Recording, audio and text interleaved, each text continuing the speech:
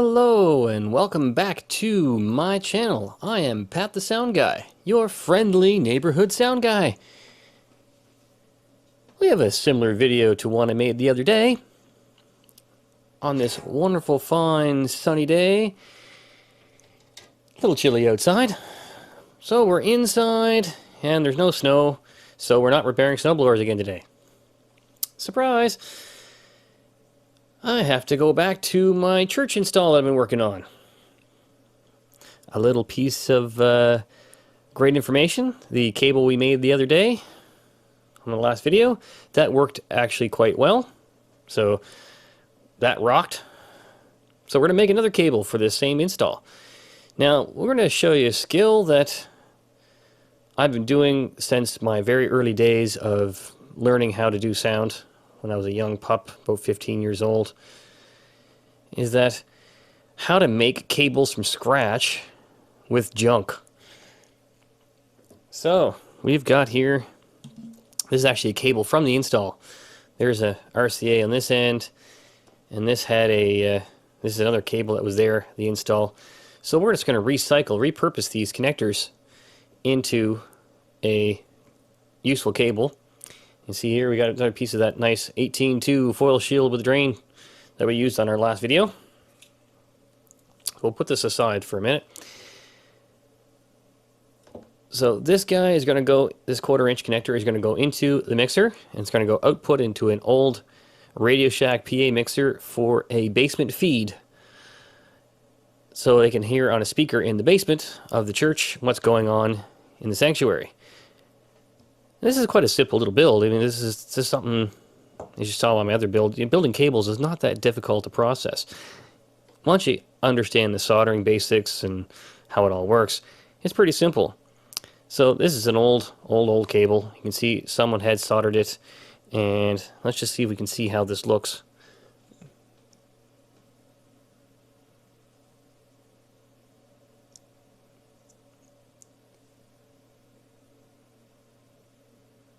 Boy, do I ever hate autofocus. As you can see, there's the shield up here. It's not soldered on very well, and there's the main hot wire there. It's shielded. It's on there pretty nice. It's a decent solder job. So what we're gonna do is we're gonna remove this all off of here. We got our soldering iron, and we'll just heat up that solder. Oh, you can see that. That's good. Okay. And we'll unsolder this from here. This cable is definitely probably older than I am. This cable, I would say, is from the late 60s, early 70s by the looks of it. That's pretty old and grody. So there we go. Solder's in pretty good shape. And here's a quick way, if you don't have a solder sucker, solder removal tool, there's a decent amount of flux on there. So, but I like to use new flux and new solder. So what I do is I tend just to heat it up right quick, and there you go. Give it a shake on the bench. That gets solder off pretty quick. Now I do this on the bench because I have the nice silicone cover on it. So if you're a younger person, don't do this on your mother's good floor. I'll catch the devil from it. Don't want any moms or dads chasing me down on YouTube saying, You told my kid how to ruin my floor. So, yeah.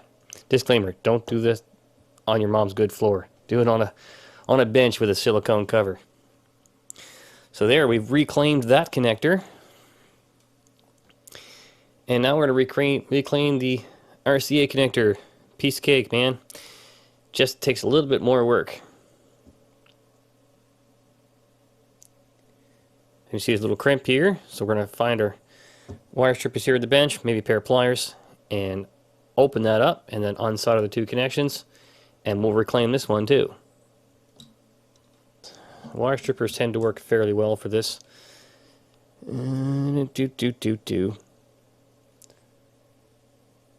All the while making sure you guys can see. Sometimes you just got to get up underneath that. You see that just kind of gives it a little flip. I've added some better lighting to the bench so it's easier to see. And the camera shoots better. There we go. So we open up that little crimp. See, there's a little bit of bending action going on there, so we'll just take our pliers.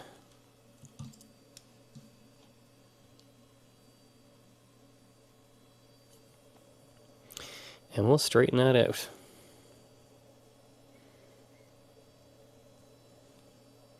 There, good as new.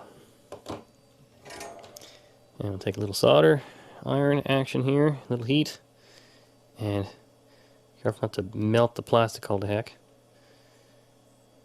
And that's in a little hole inside that, I would say. Well, let's resort to the solder sucker in this one, or sometimes a little extra solder.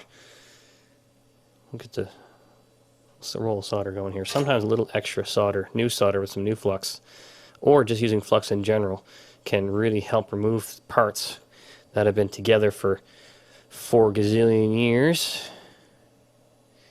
This is probably been on there for about 30, 40 years, I would say.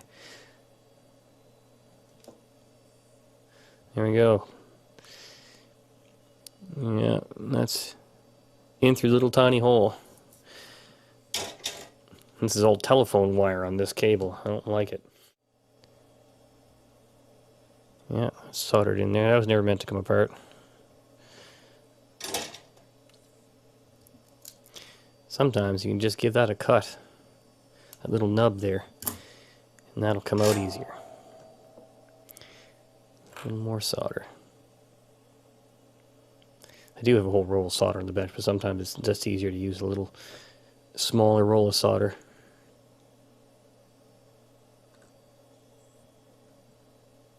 Bang! A little cut, trim, made a difference.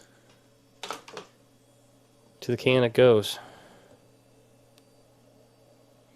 And sometimes just a little stroking with the soldering iron with some new solder, you can kind of rake away all that old wire. It's a great thing to be able to recycle and reuse old connectors.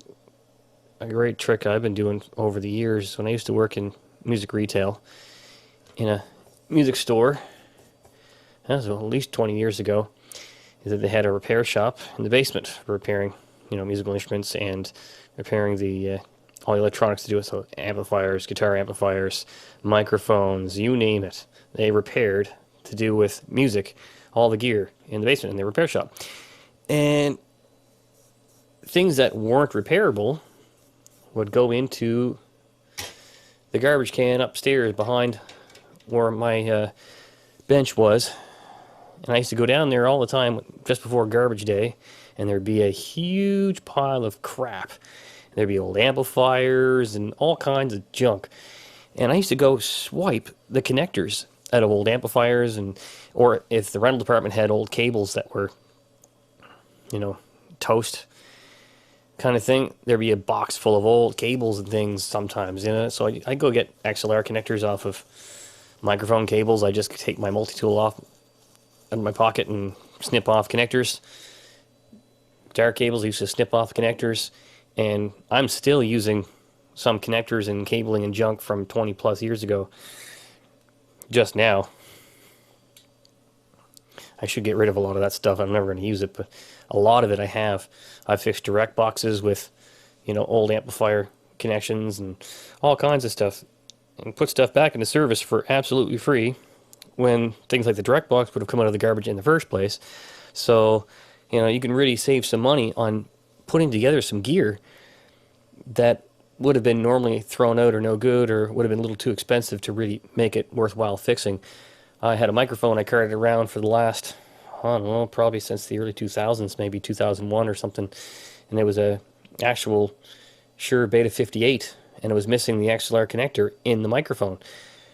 And it's just one of those things. I come up against another old microphone that was junked here just, I don't know, about 6 months ago, and finally was able to resurrect a microphone that's been hanging around since about 2001, 2002 with the parts. And that makes a difference, because now I have a microphone that's usable. I'm not the biggest fan of Shure SM58s or Beta 58s for a lot of things that I do, but they're great microphones still. So, you know, you can use it for whatever you need to use it. Sometimes people like those microphones. So if you have one in your kit, you say, oh, when you got a 58, well, that's what I prefer using. Well, sure, I'll just give them a 58. That being said, that's why you want to save a lot of little connectors and things. So this cable we're going to make is basically going to be free, because we didn't have to go buy anything to do it. It's just a scrap piece of that cable that I had from another cable build, because you're always building cables when you're in the audio industry. And it's pretty simple. So we're just going to strip some jackets and wires and kind of see how I do this. Always got to make sure you don't get any stray shield wires. There you go. There's our shield. So there's our basically our negative connection.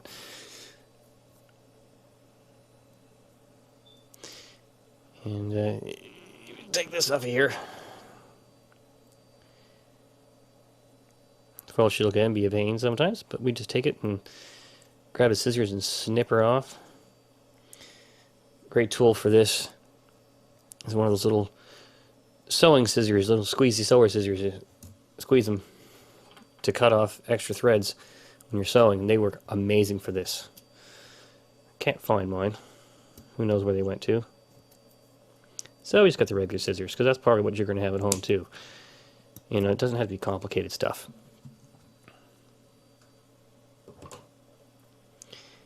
And we're going to take our black wire, because we don't need it anymore. We only have we only want the one center conductor for this, so we just go shnoop, gone. Bang. Now, there's a trick to this cabling that I didn't show you the other day on that previous video, making cables. Is I like to wrap around all the cable around my hand, a turn or two, because if you don't, when you go to strip the end off of this jacket, off this cable, this inner conductor, this wire can tend on shorter pieces of this cable, it can pull right out of the jacket, and that's no good, because then your cable's no good, and it's not so bad if you've got the other conductor left in there that you just snipped off. Well, that's fine, because you can just use that other conductor that's not pulled out. But, you know, that's not what we want to do. So you want to pull that around a few times. Lots of cabling. This is a very good trick for shorter cables when you're soldering, when you're doing this particular maneuver, because you don't want to wreck your cable and take the stress off the whole thing. So I'll go and just take the end off of that. Nice. Bingo. Now, we just want to match up. We'll put that on in a second once we get some wires tinned up. Yeah, so we'll get our solder set up here. And we will tin up our leads. Now, here's where it gets just a little bit more complicated than an XLR connector, the microphone connector. Now, we want to make sure that we get everything lined up. So that guy's got to go like that, and that shield's got to go in there. So that shield, we don't want that too long. We want to measure in the little hole that's in there. Get those two leads exactly the right length, and that's not the right length. We kind of want that. We kind of want to look for something along those lines, because you want to have that shield and everything on here soldered properly, but not too long. And then we want to have something for that to crimp to for a strain relief. So we want to cut off that about there.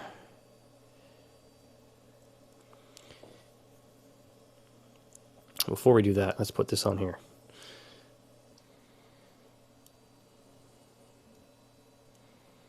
There, that little bit of heat with the soldering iron really helped just to loosen that up a little bit so I could expand it. And we'll trim that to where we want to trim it.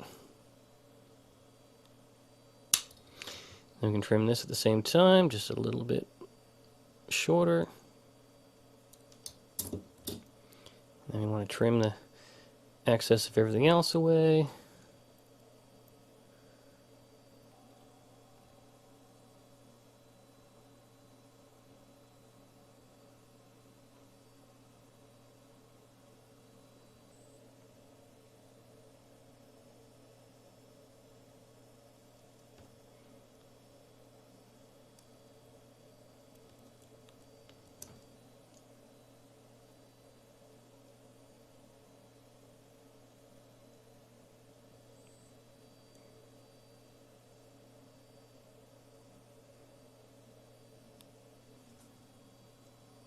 Solder sucker. Solder removal tool. I'll leave a link in the description for this. I'll leave a link in the description for a bunch of other parts. I'm sure we can come up with a list where you can get a lot of these parts. So if you can't recycle them from something else, you can get them right in the description.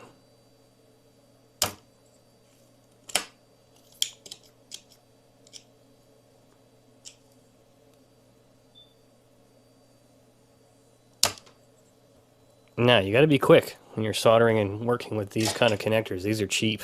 This is all made of molded plastic, so you got to be really careful you don't overheat everything. You can see the nice little hole there. So now,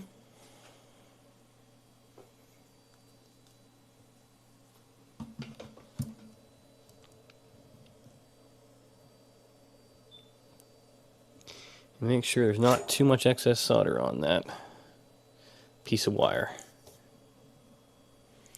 Now, we go back to our fancy-dancy Behringer cable tester.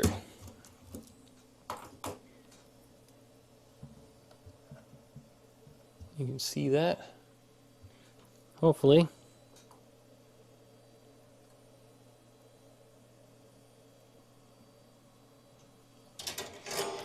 Fairly quick.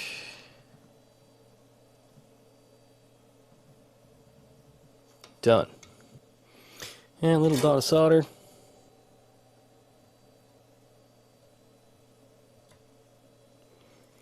Done. And a little quick crimp on that. Now these crimps don't have to be perfect for this kind of job. It's always good to do the best job you can. But for this kind of cable, it's going to go there and never be touched again. It's not going to have any strain on it. Here we go. Done.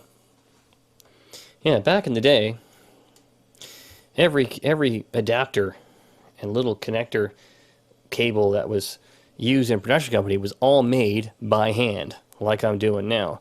With the advent of China, that's not the case as much anymore. And so this is becoming a lost art, which is why I'm showing you now how to do this kind of thing, because this will save your butt and save you lots of money too. That's the key. If you've got time but no money, well, you can make all kinds of things that will save you 1 ton of cash. Oh, the things I've built over the years and built them for free. There, so we'll just match that up. You can see everything's going to line up real nice, so we'll just make a mark here with my fingernail where I want to strip that to. We can see the shield's going to be lined up with that hole pretty nice. And this guy doesn't have a crimp for strain relief, but for this case, this is not going to move. This is going to be in the mixer once and for all, and probably not be touched for the next 25, 30 years, as long as the church is going to be there.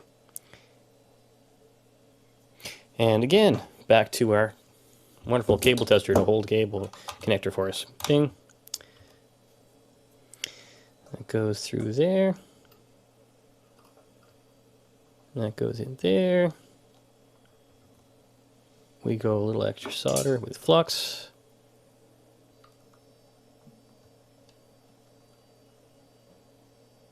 And we're going to use that shield wire basically as a strain relief in this case.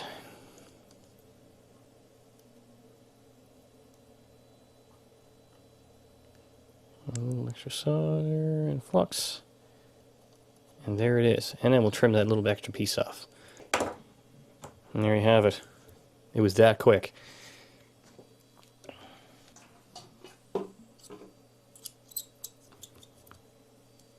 So here we go on the cable tester. From the out to the in. Pin 3 and pin 1 are connected together, of course. And then we have pin 2 going pin 2. Off it goes. So there you go. A little bit of repurposing recycling. Saving money. Making your own cables. Thank you so much for watching. If you like this video, please give a big old thumbs up. Remember to smash that subscribe button and leave a comment in the dooflicky down below, and we'll catch you on the next one.